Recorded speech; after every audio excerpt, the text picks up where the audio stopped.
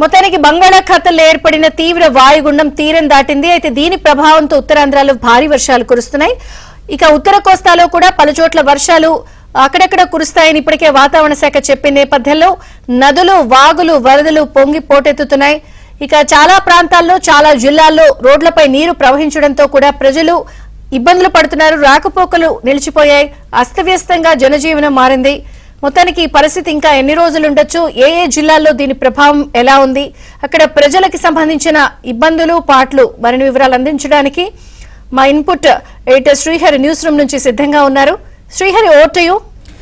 విజయచంద్రిక, విజయవాడ నగరం ఇప్పుడిప్పుడే కోలుకుంటోంది. అయితే ప్రస్తుతం గోదావరి జిల్లాలు అలానే మన్యం ప్రాంతంలో ఉన్నటువంటి ఉత్తరాంధ్రలో కొంత ఇబ్బందికరమైనటువంటి పరిస్థితులు తలెత్తాయి. ముఖ్యంగా ఏలూరు కాలువకు చాలా చోట్ల కూడా గండి పడింది. దీంతో అనేక గ్రామాలు నీట మునుగుతున్నటువంటి పరిస్థితి ప్రస్తుతం నెలకొంది. ఇటు పిఠాపురం ప్రాంతం కావచ్చు, ఈ చుట్టుపక్కల ఉన్నటువంటి అనేక మండలాలు, దాదాపు 10 మండలాల్లో దీని యొక్క తీవ్రత కూడా మనకు ప్రస్తుతం కనిపిస్తోంది. ఇంకొక వైపు ఏదైతే కొల్లేరు ప్రాంతంలో కూడా ఇంకా వరద తీవ్రత తగ్గలేదు. ఇప్పటికీ కూడా కైకలూరు, ఏలూరు ఈ మార్గాలు పూర్తిగా స్తంభించిన పరిస్థితి. అనేక గ్రామాలకు రాకపోకలు కూడా నిలిచిపోయాయి. మరోవైపు ఉత్తరాంధ్రలో కురిసినటువంటి వర్షాలకు మన్యం ప్రాంతంలో, ముఖ్యంగా ఏజెన్సీ ప్రాంతాల్లో కొండ చర్యలు విరిగిపడ్డాయి. రాత్రిపూట కూడా ఈ మార్గాల్లో అసలు రాకపోకలను పూర్తిగా నిషేధించారు. విశాఖ నగరంలో కూడా కొన్ని చోట్ల కొండ చర్యలు విరిగిపడడంతో కొంత స్వల్ప నష్టం కూడా సంభవించింది.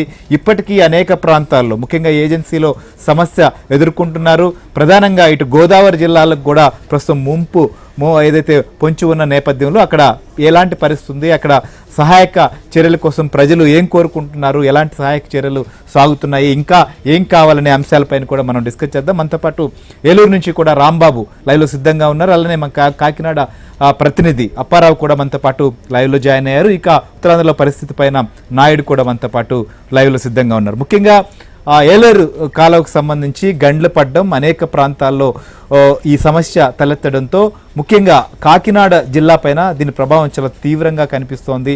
సో అప్పారావు, ఏంటి అసలు ప్రస్తుతం నువ్వు ఉన్నటువంటి ప్రాంతంలో ప్రస్తుతం వరద తీవ్రత ఏ విధంగా ఉన్నాయి? అక్కడ నివాసాల్లో కూడా పెద్ద ఎత్తున వరద వచ్చినట్లుగా తెలుస్తుంది. ప్రస్తుతం పరిస్థితి ఏంటి అక్కడ?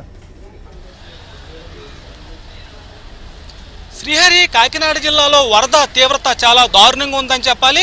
ఓ రకంగా ఏలేరు రిజర్వాయర్కి ఊహించినంత వరద పోటెత్తడంతో ఒక్కసారిగా కాకినాడ జిల్లా వణుకుతుందని చెప్పాలి. మొత్తం 10 మండలాల్లో 80 గ్రామాల్లోకి ఏలేరు వరద పోటెత్తడంతో ప్రజలు కూడా తీవ్ర ఇబ్బందులు పడుతున్నారు. దాదాపుగా 3500 కుటుంబాలు వరద ముంపున గురయ్యాయి. మన విజువల్లో చూడొచ్చు.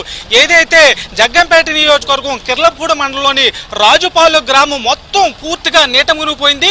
ఈ ఒక రకంగా ఇళ్లలోకి భారీగా వరద నీరు వచ్చేసింది.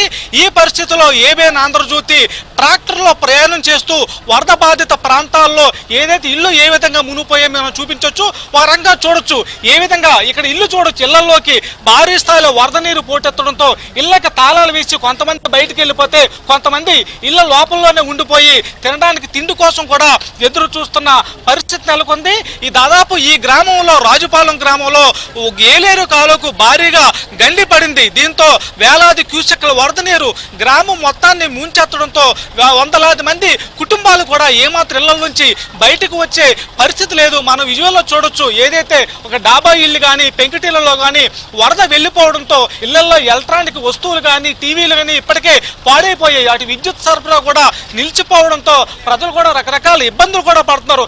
మూగజీవాలను అయితే వరద ముంపుకి కొన్ని చోట్ల కొట్టుకుపోయే పరిస్థితి నెలకొనడంలో తమతో పాటు ఇళ్లలోనే వాటిని కూడా కట్టుకొని కాపాడుకుంటున్న పరిస్థితి నెలకొంది. మన విజువల్లో చూడొచ్చు. ఒక పెంకుటిల్లులోకి పూర్తిగా ఏలేరు వరద వెళ్ళిపోవడంతో ఇంట్లో ఉన్న సామాన్లు కూడా మొత్తం కొట్టుకుపోయాయి. ప్రజలు కూడా తమను ఎవరొచ్చి ఆదుకుంటారని చెప్పి ఎదురు చూస్తున్న పరిస్థితి అయితే నెలకొందని చెప్పాలి. ప్రస్తుతం అయితే ఏలేరు వరదకు సంబంధించి ఏమాత్రం ఊహించని పరిణామం నేపథ్యంలో ప్రభుత్వం కూడా అప్రమత్తమైంది.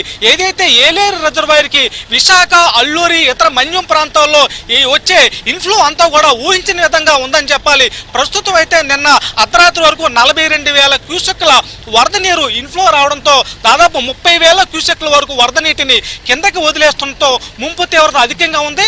వాస్తవానికి ఏలేరు వరద కిందకి వదిలినప్పుడు కాలువల నీటి సామర్థ్యం కేవలం 10,000 క్యూసెక్లు మాత్రమే కాగా ప్రస్తుతం 40,000 క్యూసెక్ల వరకు వరద నీరు వస్తుండటంతో ఎక్కడికక్కడ గండ్లు పడుతున్న పరిస్థితి నెలకొంది. దాదాపుగా కిర్లంపూడి మండలంలోనే దాదాపు 8 చోట్ల ఏలేరు కాలువకి గండ్లు పడడంతో 8 చోట్ల గ్రామాలకు పూర్తిగా నీట మునిగిన పరిస్థితి నెలకొంది. మనం ట్రాక్టర్లో ప్రయాణిస్తుండగా మనం చూడొచ్చు విజువల్స్ అన్ని కూడా అనేక డాబాయిలు కానీ పెంకుటిల్లో కానీ వరద ఒక్కసారిగా గండి పడిపోవడంతో వరద నీరు మొత్తం ముంచేయడంతో ఇల్లు ఖాళీ చేసి కొంతమంది వెళ్ళిపోగా కొన్ని చోట్లయితే పెంకుటిల్లు అయితే కూలిపోయే పరిస్థితి 2 రోజులుగా నీళ్లలో నానిపోవడంతో కూలిపోతున్న పరిస్థితి నెలకొంది. మనం చూడొచ్చు ఇళ్ల మధ్యకి ఏ విధంగా వరద నీరు వెళ్ళిపోవడంతో చాలా మంది అయితే చిన్న చిన్న ఇంట్లో పెంచుకున్న సునకాలని పెంపుడు కుక్కలను కూడా వదిలేసి కొంతమంది తీసుకొని వెళ్ళిపోయారు. అదేవిధంగా ఇళ్లలో ఉన్న కట్టెల పూజలు కొట్టుకుపోయిన పరిస్థితి నెలకొంది.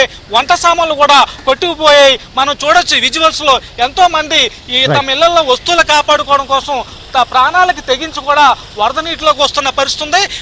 వీధుల్లోకి ఏదైనా ఒక వాహనం వస్తే తమకు భోజనం తీసుకొస్తారా లేకపోతే నిత్యావసర వస్తువులు ఏమన్నా అందుతాయని ఆశతో ఇంట్లోంచి బయటకు వచ్చి ఒక్కొక్కరు కూడా ఎదురు చూస్తున్నారు. వారంగా రాజుపాలెం మనం ఏదైతే ప్రస్తుతం ట్రాక్టర్లో తిరుగుతున్నామో మొత్తం పరిస్థితి అయితే హృదయ విదారకరంగా ఉందని చెప్పాలి శ్రీహరి.